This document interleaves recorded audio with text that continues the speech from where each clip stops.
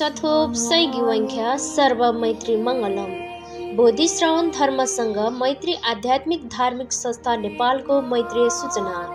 सर्वज्ञ परम पूजनीय महासम्बोधि मैत्रीनाथ ज्यूबाट 6 वर्षको निर्जल निराहार आध्यात्मिक महादुर्लभ महाध्यान प्रारम्भ भएको दिन सम्पूर्ण लोकहरू र विश्वमानव जगतको लागि महादुर्लभ अवसरको क्षण हो।